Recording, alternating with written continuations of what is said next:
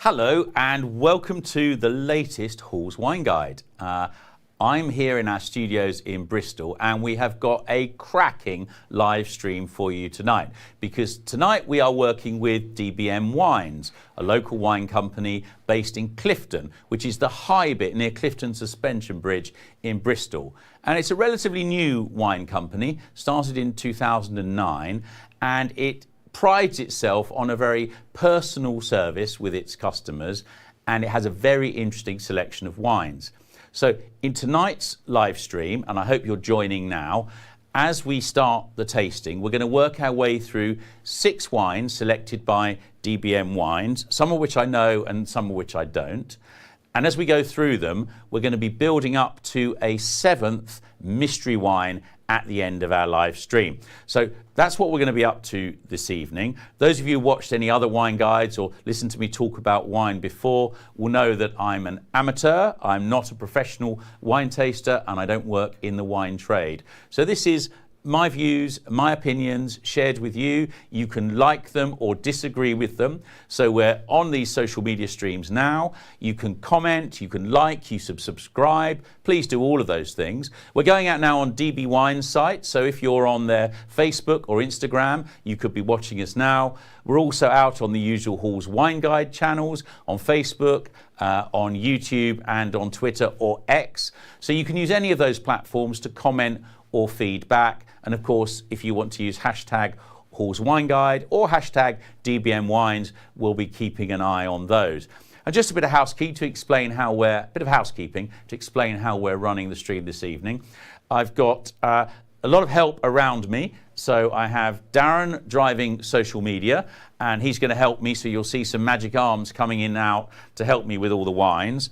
You're also going to see that we have the fantastic team of Chris and Jamie in the gallery helping to make sure that you get the quality live stream that we want to show you. So that's the team, and I may be talking to them as we work our way through the wines. But I know that what you really want me to do is to start talking about the wines.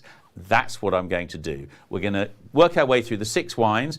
I'll taste them here. We'll talk a little bit about the wines, maybe some general stuff about the grapes, the varieties, the wine producing areas. As we work our way through them, I'll also be directing you to DBM's website, where we have got set up for 48 hours a super discount on the wines that we'll be tasting this evening. So you can go to dbmwines.co.uk and you'll see that the wines that we have got to taste this evening will offer you some special discounts, and I'll talk those through. I should note, of course, that if you have any difficulties with any of those wines or any problems with the website, then all you need to do is to email, and you'll have all those details of who to call, what to do, and the wines on the screen around me as we work our way through the live streams. But as I'm sure you're waiting for me to start, let's start drinking some wine. And the first wine we have is this Picpoul de Pinet. Picpoul de Pinet. So this is a wine you may well have started tasting. It's a wine that we've got quite common now in the UK. It's become quite a popular wine. And one of the things I've learned is that for DB Wines, it is now, DBM Wines, it is now one of their most popular summer buys. And why is it a great summer wine? Well, because it's a lighter style of wine. It's often described as a perfect choice for summer. It's a lighter style of wine, and it's from the very south of France. This, in fact, vineyard in sight of the Mediterranean. And that's kind of intriguing, a little bit unusual if you're interested in wine, because generally once you get that far south, you tend to find that more of the wines are red and of the traditional red varieties. And we'll be tasting a couple of those a little later on in this stream. But we'll start with this one. Now, there's another theme that we'll get with these wines through this evening, and that's the organic and green credentials of a lot of these wines. So what's interesting about this is that the fermentation, which was very carefully temperature monitored and refrigerated, all the electricity that did that came from the solar power that this vineyard has. So the Ornaison Vigneron de Florensac wine, the Picpoul de Pinet here, was produced using solar power for its refrigeration, and the way in which they look after their vineyard is to use green techniques to manage pruning, and this is not a chemical-driven process. So that's going to be very interesting. Now I'm going to reach over now and pour myself a little bit of the wine. This one is a screw top, so I'll do this myself. I'm going to have to rely on the team to help me a bit during this when we go on to some of the corked bottles. And I mean that in the sense of having a cork, I hope, not that there's something wrong with them. So I'm going to pour myself a little tasting measure now of this wine. There we go. Let's have a little look at that. I think you can all see that wine. Here we go. Now I'm going to put this wine back here so that the camera one over on my left can show you the label when we cut to that, and then we can come back and you can have a look at me tasting the wine here. So we'll talk through the structure of tasting, and then we won't have to do it as we approach each wine. But the first thing we want to do with any of the wines that we taste is have a good look at them. You know, let's see what's in the glass. Let's have a look. Let's hold it against something white, ideally. If you're in a restaurant and you have a napkin, yeah, that would be great. Darren, could you grab me a piece of paper so I can show how I'd do this to look at it properly? So I'm looking here and I'm seeing I've got a light style of wine, and as we go through the different wines this evening, you'll see how looking at the intensity of the wine is quite important. And what are we trying to do? Why are we doing that? We're not just trying to be pretentious. What we're trying to do is learn as much of the We're trying to learn as much about the wine as we can. There we go. I think you can see that there. Great. So what we're trying to do is learn as much about the wine as we can before we taste it. So we're starting here with a good look at the wine. You can see this is a very, very light colour. It's not got the deep golden qualities that you might expect in a rich Australian Chardonnay, for example. So I think I'm looking at a light style of wine. A slight greenish tinge to the gold. So let me get you that. Is that there? I think I'm giving you a good opportunity to look at this Picpoul de Pinet here. So that's very nice. So I've got a great view of that now. I'm now going to pop my nose in the glass. I'm going to start finding out what more the wine has to tell us about itself. So here we go. Oh, I tell you, the fruit I'm immediately getting from this is grapefruit. There's a big squeeze of grapefruit juice in here. Fortunately, it's not real grapefruit, so if you're on statins, you can still drink this wine. But that's got a lovely, fresh, acidic,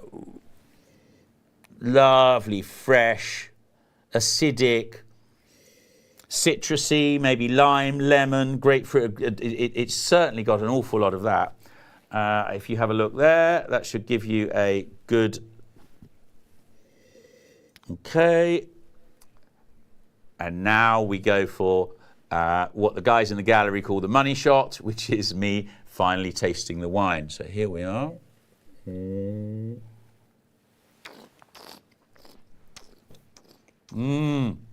Yes, that's a delicious wine. The acid is really forward and fresh. It's a light summer wine with some summer seafood or a garden drinking wine. It's not a heavy, intense wine. It's not something that's going to become too strong to drink on its own.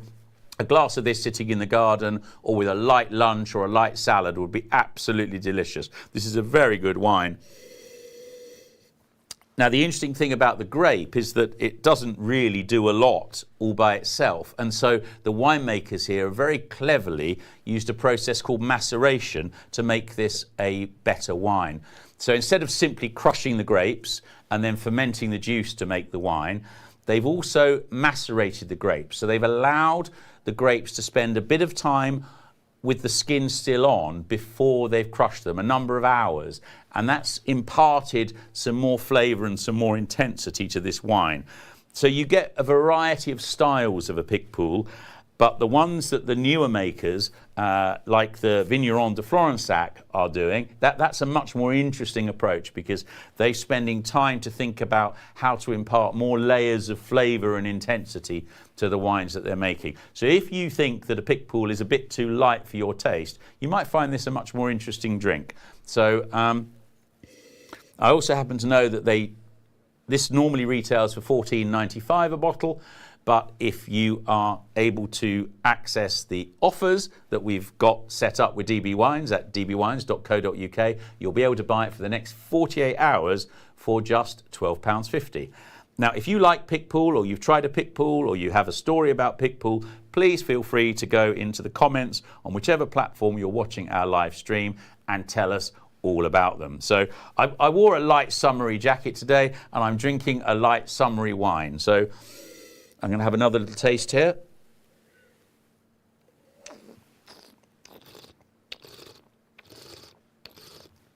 So we'll see people do that when they're tasting wine.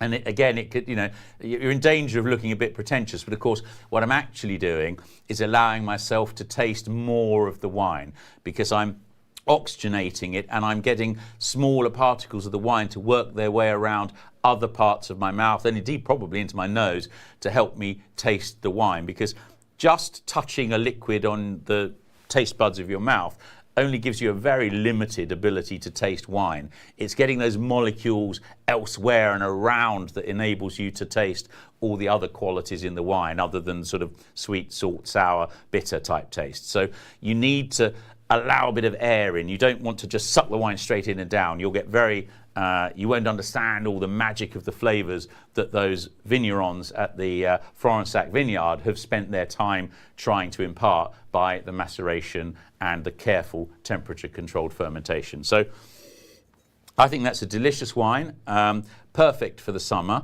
And on that note, I think I'm going to ask Darren to help me move on to the next wine, because if I leave this here, I don't think we're going to get through the next 5 wines. So that's great. Darren, if you to take that away. We may come back to it later, so thank you for that. I've got another glass here, and you move that one, and let's pop this here so you guys can get a good look at this. Now, this is very interesting. We've got lots of interesting stuff to say. Have I got that label in the right? Is that a bit better? There we go. Let's get that so everyone gets a good view of the wine. So, what do we have here? We have a 2021 Savallo, which is from southern Spain. This is from Andalusia. Now, from Andalusia, you expect to get some big wines, because the south of Spain has an enormous amount of sunshine and very hot summers. And what do sunshine and hot summers do to grapes? It gives them higher levels of sugar, makes them riper, it gives them thicker skins, which is why you think of Southern Europe as giving you bigger, riper wines. But what's quite interesting here with this is that this grape is the Palomino Fina. It's the Palomino grape. This is a grape whose name you may recognize if you've been looking at bottles of sherry. So what we have here is really intriguing and quite unusual, which is a dry white wine made from the same grapes that people use to make sherry. Now, of course, sherry is a fortified wine. It's a wine that's made from grapes and then aged to give you all of those intense sherry flavors. What's very interesting here is that we've got a dry white wine made from the same grapes. So that makes this quite unusual. And being unusual and being well made, it also won Jancis Robinson's Wine of the Week last year. So this is a wine that's already caught people's attention. And I'm looking forward to having 100% unoaked Palomino. So I'm not quite sure what I'm going to expect here. But again, and this is going to be a theme through quite a lot of the wines this evening, this has been produced organically.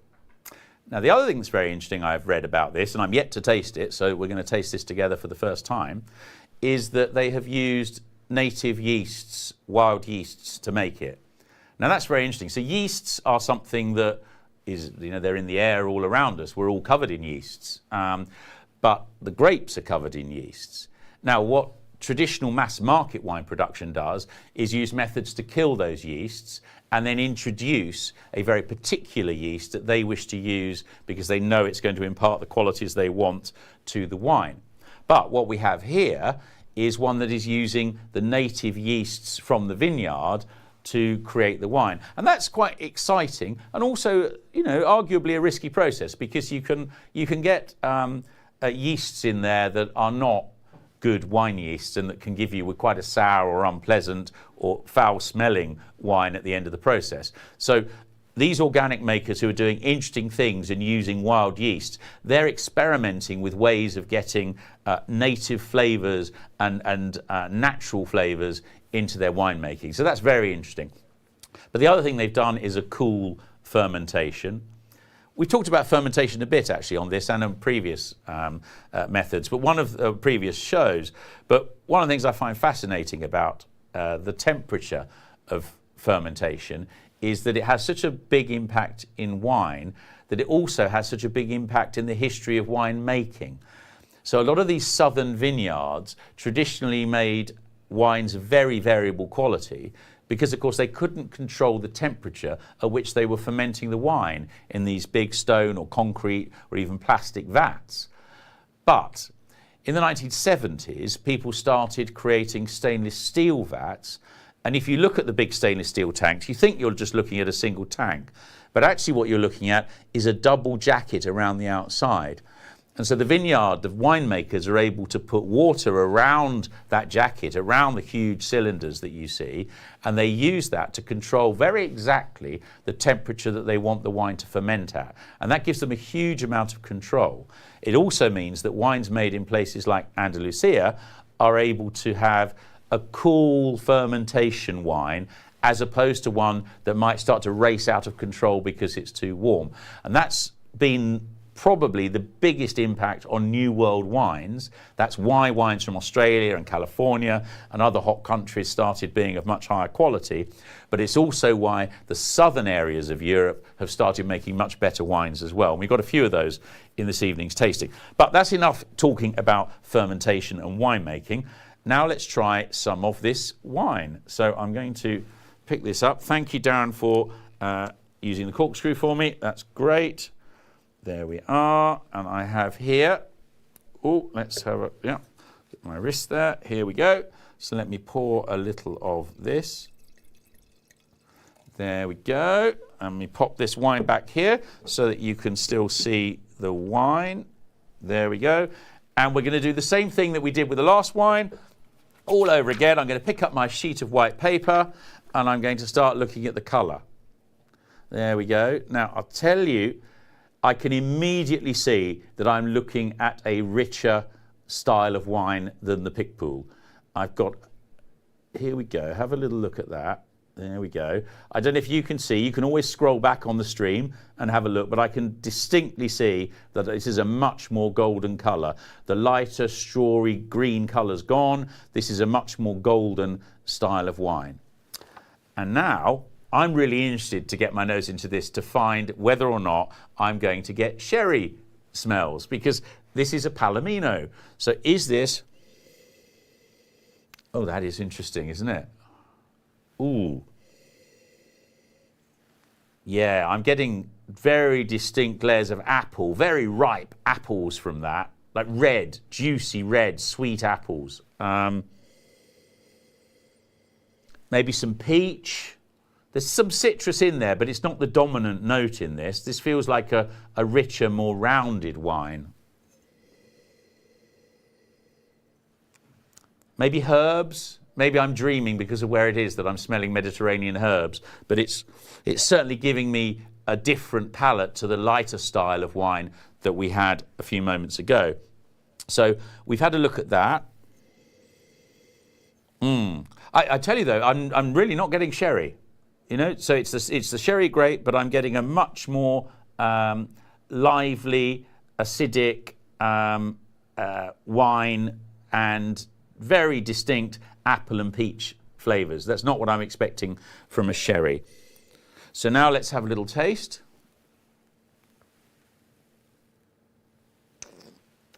Oh my goodness. So Jose Carlos and Sandra Suarez, who make this wine, in their steel temperature-controlled fermentation, have done an amazing job. That's 100% Palomino. It's from Andalusia. It's a remarkable wine, and we have a deal with DBM Wines. So this bottle normally retails at £15.95, but if you go online to dbmwines.co.uk, you'll find that you can pick this wine up now for £13.95. Now, later on in this evening's stream, I'll give you an offer for if you want to buy all of the wines in this evening's tasting. We'll have a mixed case offer, but at the moment, wine by wine, this is a nice discount. It's a discount from £15.95 to £13.95.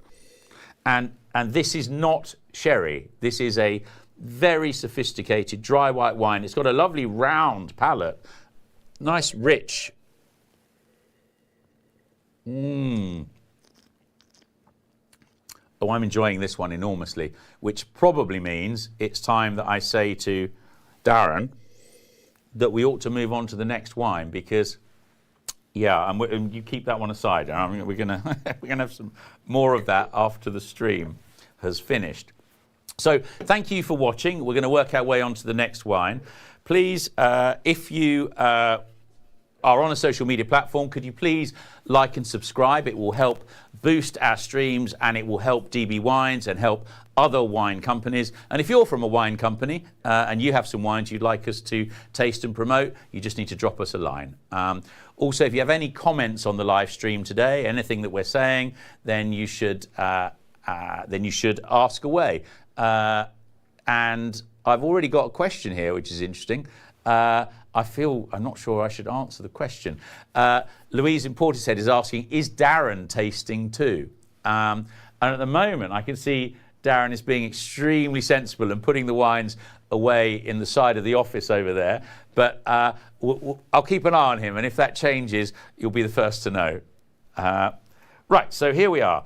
We're on to the Suito Encruzado Estate White. Now, this is interesting. This is a Portuguese wine.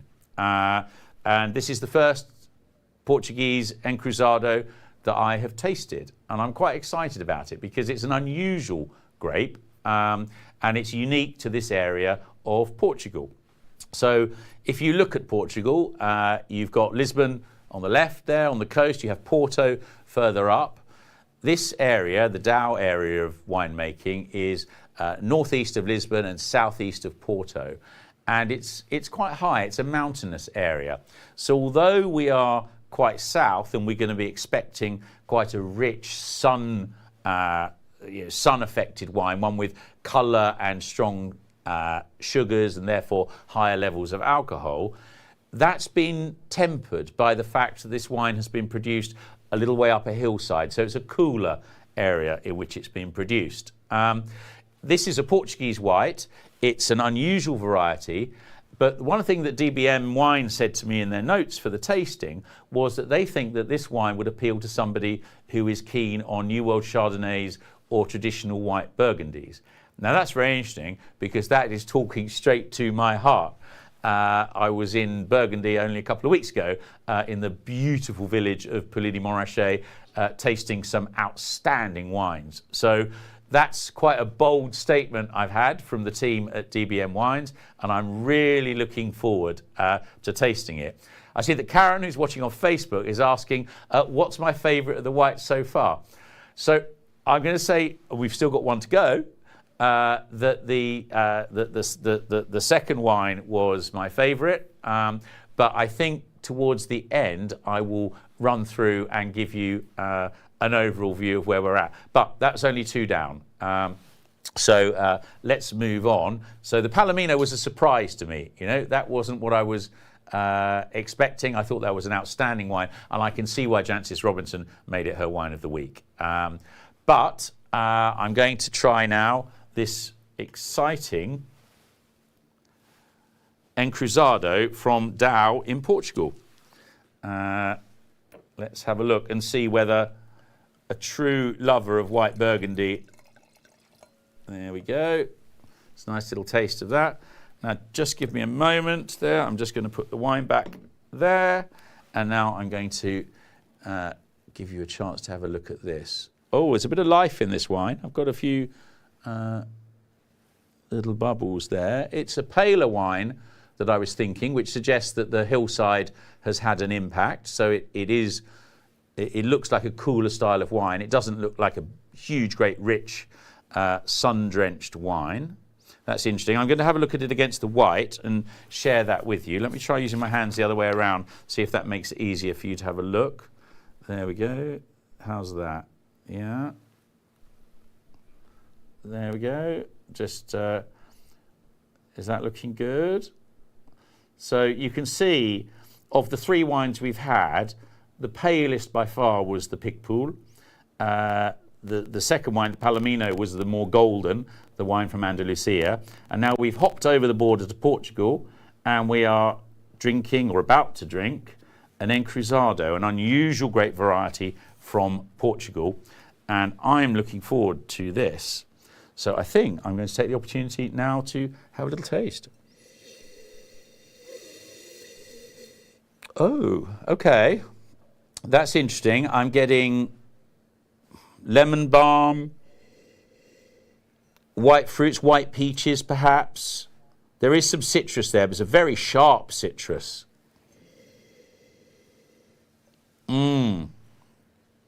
So what would be fascinating if you were to get the mixed case would be to have the three wines with some friends, not all by yourself, but to have the three wines all together and to see how different they all are. Because it is magical how such a similar process of taking white grapes and making a wine from them produces such incredibly different wines. And if you put the three side by side, have a few friends around and smell and taste them together, you'd get an example of precisely that with these three wines. You couldn't mistake any of the three for one of the other wines. So now I'm going to taste this.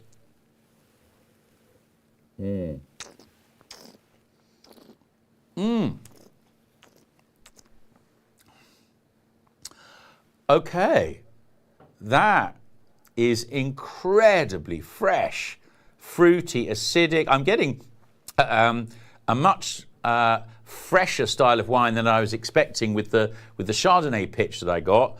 But I'm liking this. I'm getting hints of gooseberry, much greener fruits from this. I'm getting perhaps a hint of pear. I'm certainly getting some crabapple, perhaps. This is a much more fruity style of wine than I was expecting. Absolutely delicious wine. But yeah, if you were looking from my earlier description for a rounded, buttery, rich Burgundy style of wine, then I think this isn't that. If you're looking for something that would take you beyond a crisp Sauvignon and into something that's got those qualities but also a bit more weight, that would stand up to some food, stand up to a big seafood dish with garlic, this would be fantastic. This would even stand up, I think, to an Indian or a Chinese meal. It's got a lot to say for itself. Problem with some of the lighter styles of whites, if you eat them with those strongly flavoured foods, is you end up thinking you're drinking water. You might as well just drink a vodka and soda, because you lose all the flavours. So you need to find a white wine that's got something to say for itself. And this really fresh fruit acid is a really good example of that. So I think this is a quite delicious wine. Do I prefer it to the Palomino? Maybe we'll do a quick whiz through them at the end of the live stream and see. But I'm really impressed with the three whites I've had here so far. There's nothing that I wouldn't want to drink again. Oh, that's absolutely delicious. Darren, please feel free to have a taste. I will do. As we swap out and we move on. So before we move on, we've had our three whites. We're going to move on to some reds now.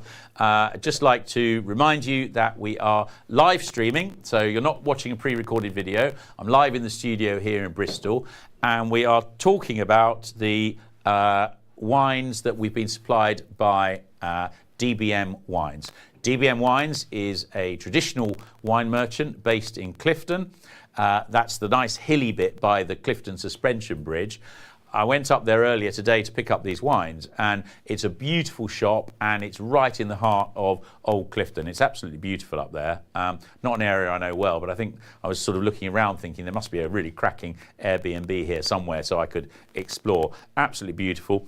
The wine merchant's been there since 2009, and you can tell the moment you walk in that this is a friendly, small business that is passionate about its wines, and I'm sure if you went in, they'd talk you through and show you all sorts of interesting wines, because like lots of small personal wine merchants, they're really interested in how they can find a wine that you really like. So if you go in and start talking about wines you've tried, they will find something for you to try that might take you further on your wine journey. So here we are. We're now going to move on to the first of our red wines.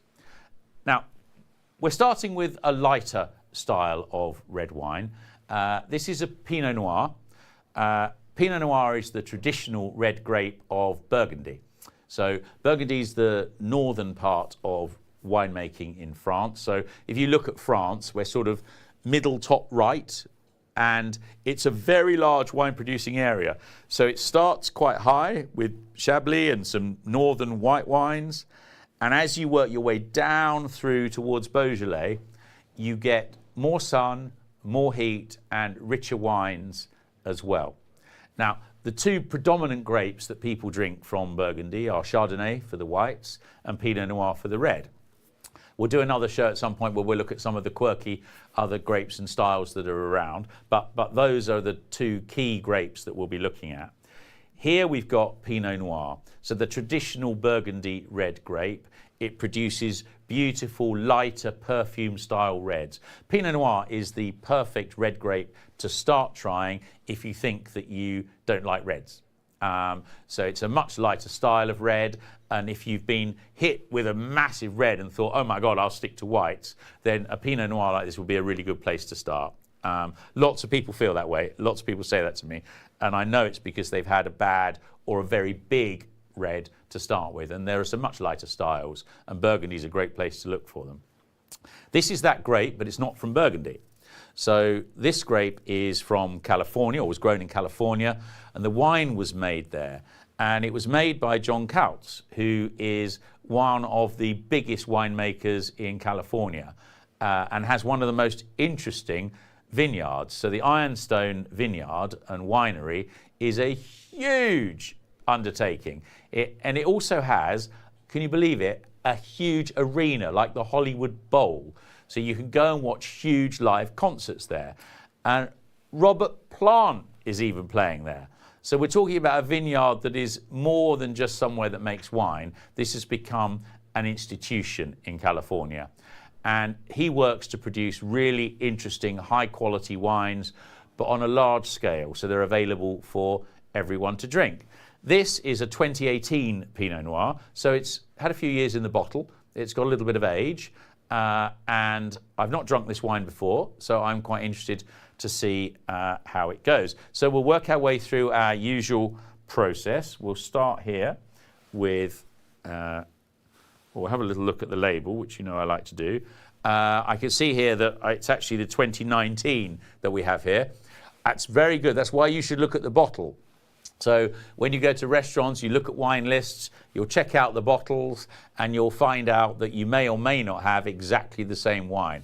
It's very good to keep an eye and spot that. So just for the notes, the wine that that we're tasting and that they'll be selling will be the 2019 Ironstone Pinot Noir. We can test the tech guys now, see if we can change that on screen while I'm talking. So good luck on that while I pour that. Okay. That's great to see. So I was in Burgundy only a couple of weeks ago. I think I've got that pointing right at the camera there. Only a couple of weeks ago, and tasting some outstanding Burgundies. And there is a colour that you look for in an older Pinot Noir, an older Burgundy. And it is a lack of intensity at the centre, because it is a lighter wine and a lighter style of wine. But there's a slight brownish, saddle brown note to the red. It isn't a vibrant red. As it ages, you get a much more subtle, leathery quality to the red. And I've got exactly that here. So if I was looking at this, I would have thought that I was looking at an older red Burgundy, which bodes well, I think, for the tasting. Now, let me get my white sheet up so you guys can have a look as well. So here we go. Yeah, here we go. That's the There we go. I don't know how well lit you've got that. Whether you can see that's lighter in style. It's quite difficult, I think, to pick out on TV. So you're just going to have to rely on rely on me. But I can tell you that as I look through the wine to the white, I'm not seeing a huge concentrated centre of red as I'm going to expect I'll see in some of the wines that we have to follow. So I'm looking at that. I've seen that. I'm now going to get my nose in there and see if I'm going to get cherries and plum, maybe a touch of vanilla, the classic keys that I'd be looking for in a red Burgundy. Oh, I tell you what's very interesting there. I've definitely got the cherries. I've got some spice. I've got plum. I'm getting more red soft berries as well. I'm definitely getting strawberry here. So I'm not getting the darker sort of black cherry notes. I'm getting a much softer red fruit, red currant strawberry sort of nose, which I wasn't expecting. That's very intense and fruity. I've got a sense of quite a powerful alcohol on here. I'm just going to have a little look at the label and see. It's 14.5%. So yeah, it is a stronger wine. Not all the red Burgundies would have that level of alcohol. So this is a stronger wine, which we would expect because it's been grown in California with more sun hours and more ripeness. Although I have to say with the weather in Europe, that's varying madly from year to year now anyway. So traditional ideas about styles of wine are changing year on year. When people are getting 40-degree heat, you know, in the southern end of Burgundy, then calling it, describing it as a cooler wine-producing area is a bit bonkers. But I'm now going to taste this Pinot Noir.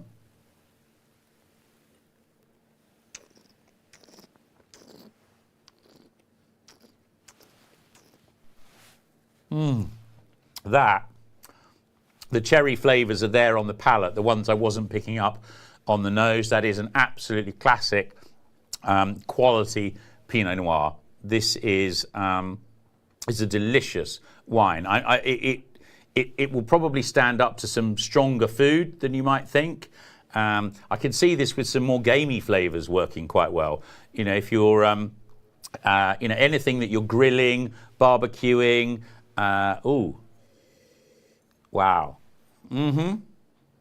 That's great. That is a stronger American-style Pinot Noir. It's absolutely classic. It's got a bit of age to it.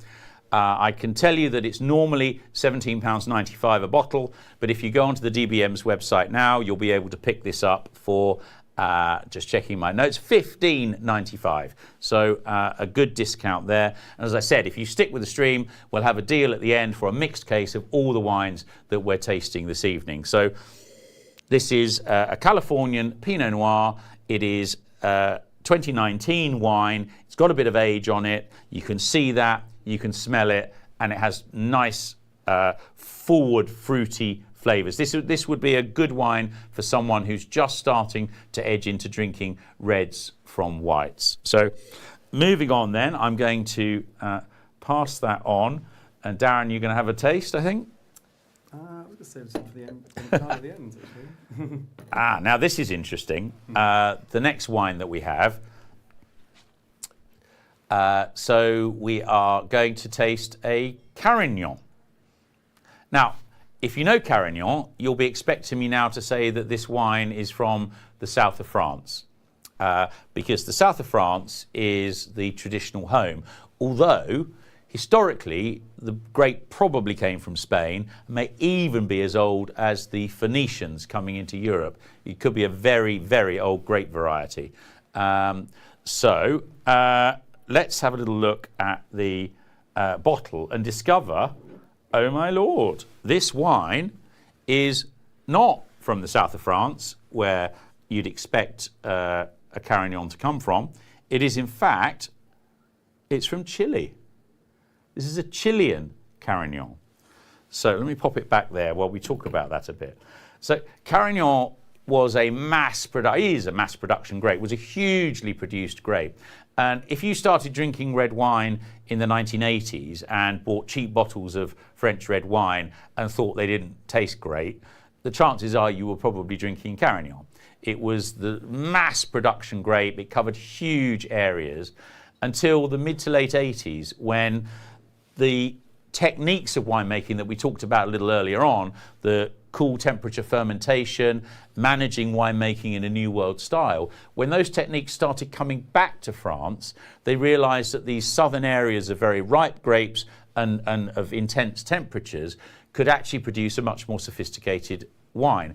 And so they started tearing out the Carignan and replacing it with the varieties that we're used to drinking today.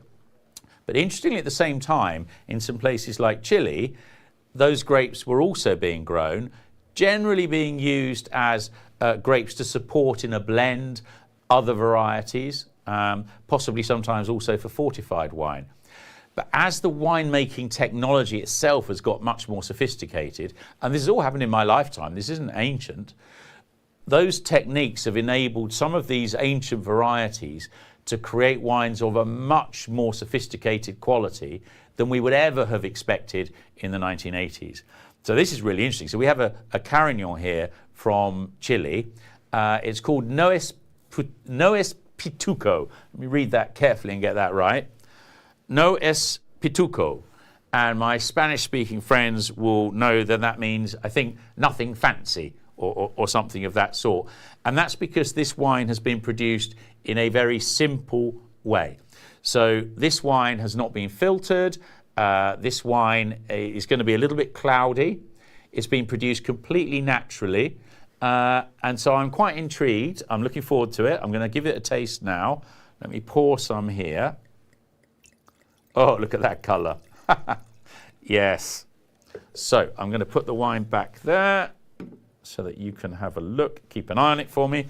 And I'm going to have a look here at the wine. Now, here I have, this is purple. Let's have this. Have a look at that. This wine is so purple. It's incredible. It's a completely different colour from that pale leathery brown that we had with the Pinot Noir. I'm now looking at a sumptuous, I mean, you could make royal cloaks out of this. It's that intense a red. The Emperor of Rome could have worn clothes this colour. It's an incredible rich purple. So let me now everybody has their own keys, their own little things that help them remember grapes when they smell them or taste them. And the old Carignan for me, and I can smell a cheese in it, a kind of blue cheese. There's that note, and I always know I've got Carignan in the glass in some of those southern French wines when I smell that. Other people can't always smell the same thing. It probably, smell means something different, that chemical, to other palates. So to me, that's very distinctive, and I know it's Carignan when I can smell that. What's very interesting here is that I can't smell it at all. This smells like a completely different grape. And the clarity of the wine is perfect. Can you see that? Let me hold that. Let me see where you get a view of that. It's a beautiful, vibrant colour. I've got narrower red fruits on the nose, maybe less ripe plums, maybe blackberries. It's not an indulgent, rich pile of red fruits like the last wine. Let me give it a little agitation to see if it has anything more to say for itself. Yeah, I'm maybe picking up some spices there. Black pepper, cinnamon perhaps. So it's got quite a sophisticated nose for a grape that a lot of people will instinctively, particularly older people, my generation or older, will instinctively think is rather a kind of basic grape. So getting a wine that's got that kind of sophisticated nose is probably more than most people will expect. So here we go.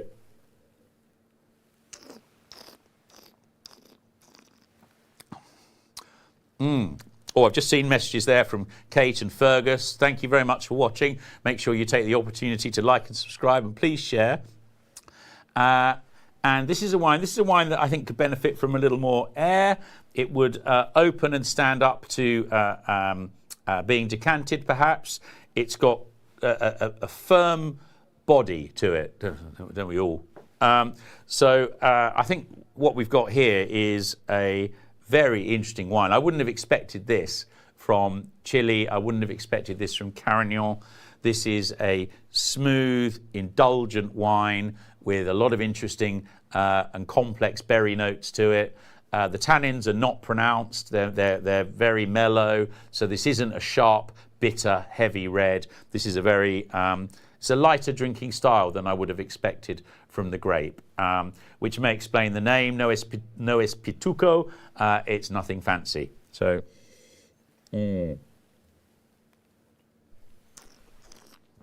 Oh, lovely. So I'm going to now ask Darren to come in and swap us over, pop us on to the next wine. Meanwhile, I'm just going to remind you, particularly if you've just joined the stream, I can see some people who've just been joining us, that if you go to dbmwines.co.uk, you'll be able to buy these wines. They're available with some discounts. Those discounts last for the next 48 hours. So if you want the wines, you need to get on the site today, tomorrow, and order those wines. We will have a mixed case offer at the end of the live stream, which means you can buy a bottle of all of the wines that we've been tasting this evening for a great price. And if you have any issues with the website, if you check out the details on the screen here, you can email and get any help that you need.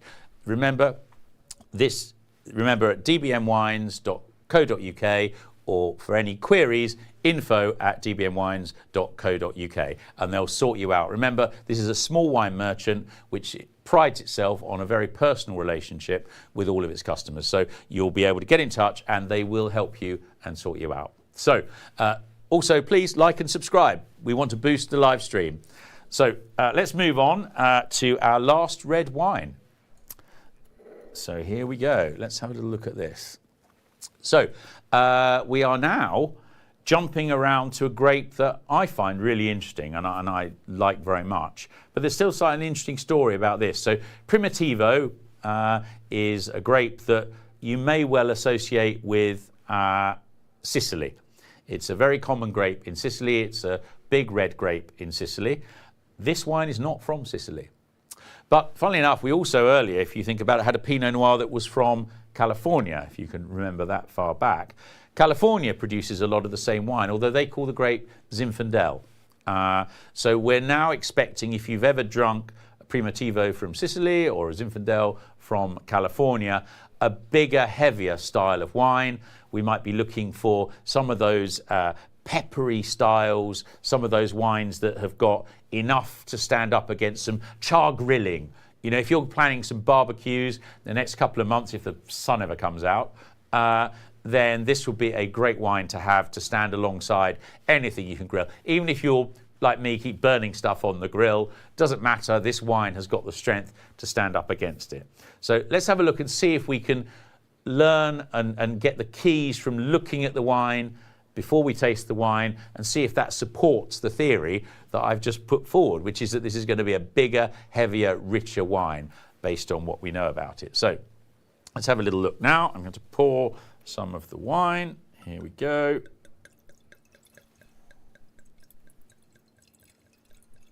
There we go.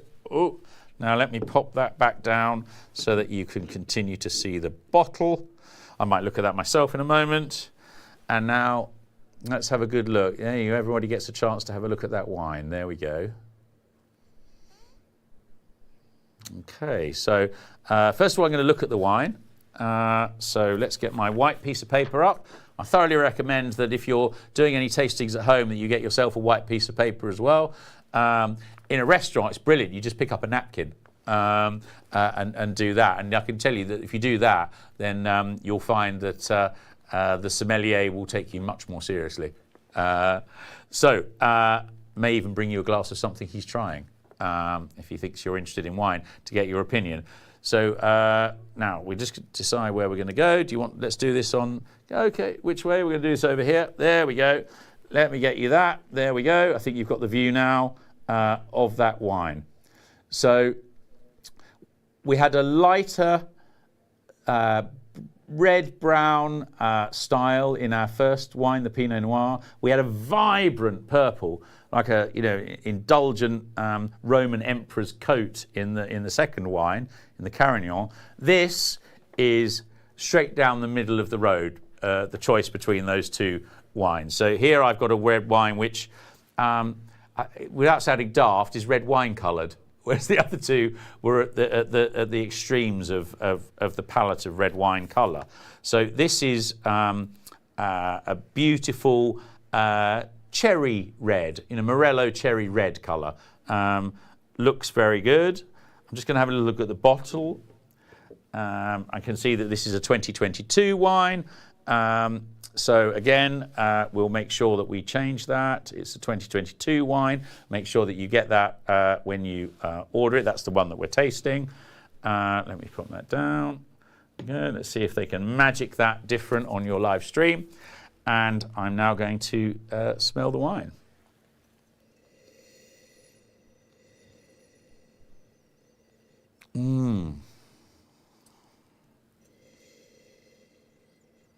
Now, I have to say I'm biased. I love Primitivo, and that's because I've spent quite a lot of time in Sicily.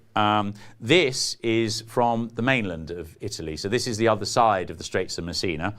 This wine is the same grape, it's the Primitivo, but this wine has been grown as a mainland Italian wine. And as Sicily's grapes have got more exciting and the quality of the winemaking has improved, not least, of course, as we talked about, because of the temperature-controlled fermentation.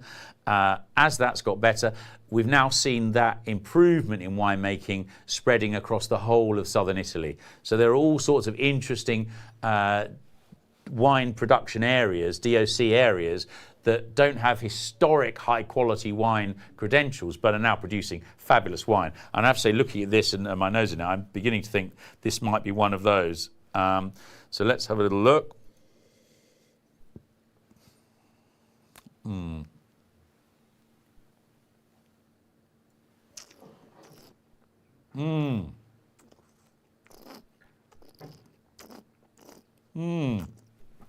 Oh, wow. Okay.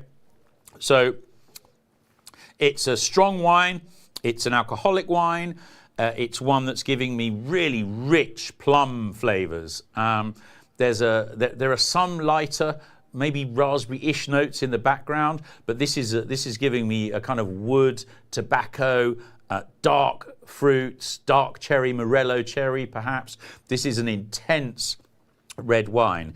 It's lighter to look at than I would have expected from the variety. I've seen much darker versions of this, but this tends perhaps more to the style of a Californian Zinfandel than a Sicilian Primitivo in the way it's been produced. It's got a nice supple quality to it.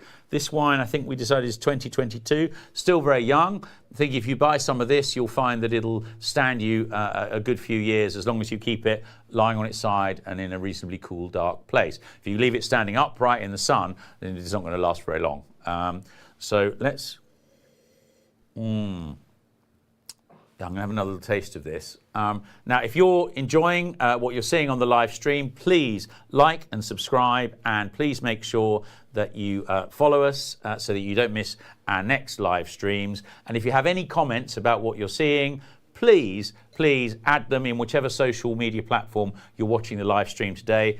It helps us see that you're watching, it helps us learn, and obviously if you've got any questions, just come straight back and ask the questions, and the team will pass them straight on to me and we'll come back with the answers. So, yeah, this is the last of our red wines. I'm going to have that extra taste.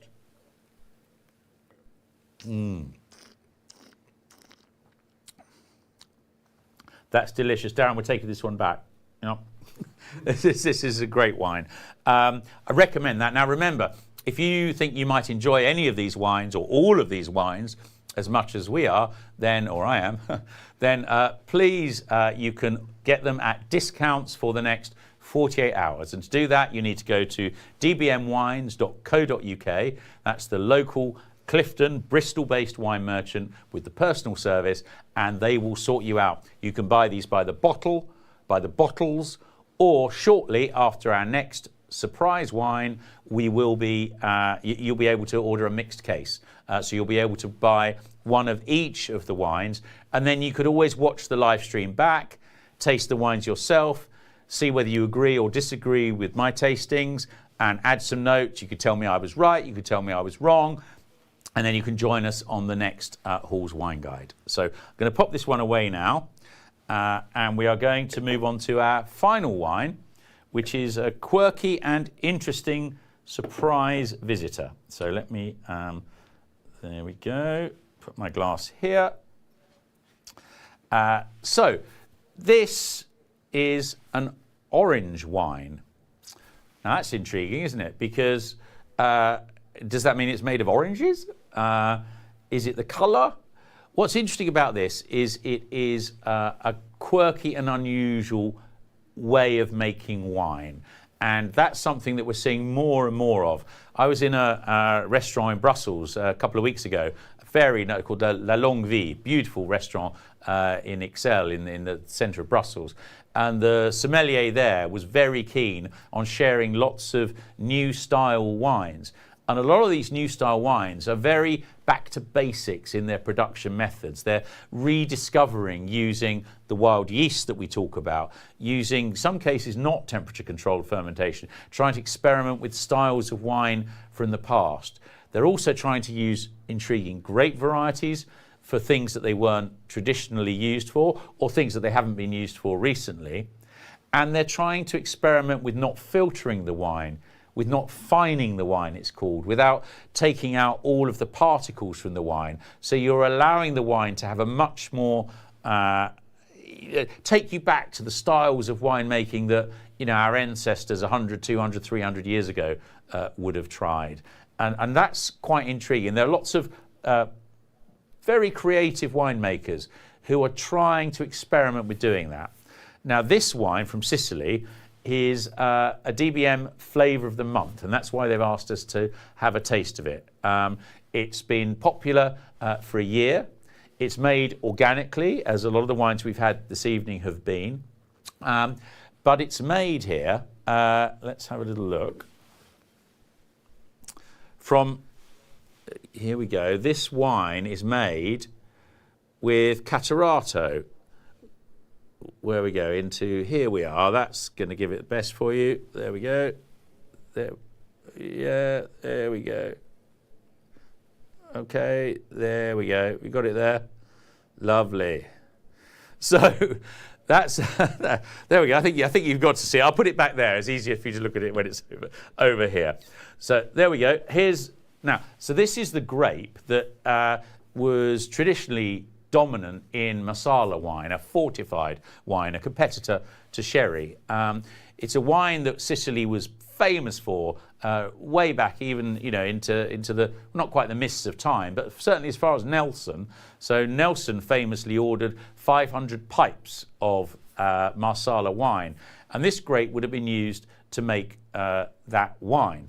Now, what these winemakers have started doing is using it to make a modern style of wine, but they've taken a grape which historically isn't thought to have a lot to say for itself, which is why it's used to become a more intense and fortified wine. But what they've done is go through the process of maceration. So once they've picked the grapes, they're going to leave them and allow them to start squashing themselves, perhaps even fermenting a little bit themselves, before they then crush them. So that maceration process has allowed, rather like our pick pool earlier, has allowed a grape that you didn't expect to be loaded with flavour to get a little bit more. So these winemakers have been very creative in what they've done. They've experimented with a grape variety that you don't expect, and we have a non-filtered wine from a grape we don't expect to have a dry white wine from. So I'm looking forward now to this, as I have done for all the wines. So let's come on that. Here we go. Oh, now you can see why this has been described as an orange wine. Let me put this down here. So, and you can see there is a little bit cloudy. That's not a crystal clear wine. Look at that. So I'm looking at that, I'm enjoying the colour. I can see that it's a little cloudy quality. I was talking about that Belgian restaurant. All of the wines, or most of the wines that he served, and we had a different wine with each course, was an unfiltered wine made in this style. So we've got quite a lot of interesting, quirky wines appearing, and DBM Wines are obviously the cutting edge of finding them because they've got this as a flavour of the month. So this excellent little local wine shop in Clifton, which is not far from where I'm talking to you now, it's the Hill in Bristol next to the suspension bridge. They are the place that have found this wine, have shipped it, and can ship it, of course, to you. And if you go to dbmwines.co.uk, you'll find this wine not at its usual price of £15.95, but at the special DBM Wines Hall's Wine Guide discount price of £13.95. So now I'm going to, okay, that's giving me grapefruit. There's some round lychee quality to that. I'm not sure what to expect. This is very interesting.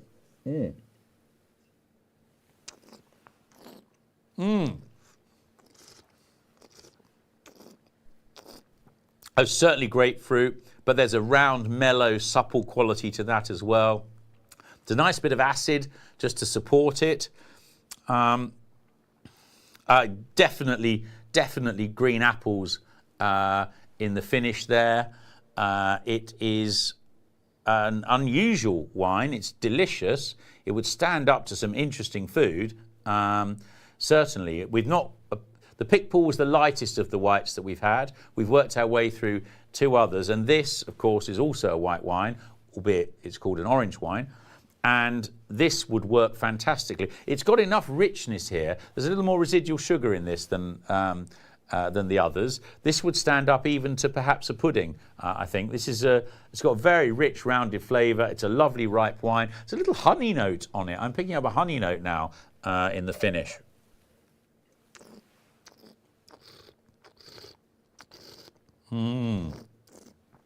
Wow. Well, that was absolutely delicious. That was our surprise wine. That's the orange wine. It's the Rallo Vicoletto orange wine from Sicily. It's a DBM flavour of the month, and you could drink this anytime, actually, but particularly, I think, with some interesting food, could even stand being used to go alongside a pudding if you don't like the super sweet pudding wines. Grapefruit, apple, herbs, nice fresh acidity, lovely round quality, and again, it's an organic wine that's been made with no filtration, no chemicals. This is a very natural, old-style wine. So, that concludes our active tasting. So we've worked our way through 6 wines and a special wine. As you know, this live stream was brought to you with the assistance of the team at DBM Wines in Clifton in Bristol. Of course, they ship all over the country, but they're a small and specialist wine merchant. And what does it specialise in? It specialises in building a personal relationship with the people that buy wines from it. If you're in the area and you're near us here, then you can always visit the shop. It's at 7 Princess Victoria Street in Clifton. It's open normal shop opening times. So if you've liked any of these wines and you want to go and talk about them some more, you can pop into the shop. But if you want to get these special prices for the next 48 hours, then you need to go to the website, that's dbmwines.co.uk, and look up the wines that we've covered in this show, and you will find that you can get them at a discount. Any problems with that, either give them a shout or email them at info@dbmwines.co.uk, and they will help you with more information, or if you want to try and negotiate yourself an even bigger discount. So that's there. Now, what I promised you throughout this stream was that there would be a mixed case offer. And this is the moment when I can reveal the mixed case offer. So all of those wines that I've tasted and shared with you this evening, if you were to buy them individually at their recommended price, it would be £119.82. So that's £119.82. But if you buy the mixed case and you take all of them, the team at DBM Wines have promised for the next 48 hours that they will make them available to you. They will sell them to you for just £99. So even with our discount pricing, even with the deals that we've offered, if you buy them all, you can walk home with an incredible deal of discount on discount. We're piling them up for you here. dbmwines.co.uk. Drop them a line. Look for the mixed case offer. You'll see that on the site. And again, any problems here, or you can email the team at DBM Wines at info@dbmwines.co.uk. So that brings us to the end of this evening's tasting. I hope you've enjoyed the wines that we've tasted. I certainly have. I'm going to do a bit of a tasting now so that Darren and Jamie, Joe and Chris, who have been working like crazy people behind the scenes to make sure that we put all this together for you, are going to make sure that they get to taste the wines now as we bring the show to a close. So thank you very much. Please take the chance. Please like, please subscribe, and please comment on the live stream. And I hope that you will join us before long when we do the next Hall's Wine Guide. Thank you very much. Have a lovely evening.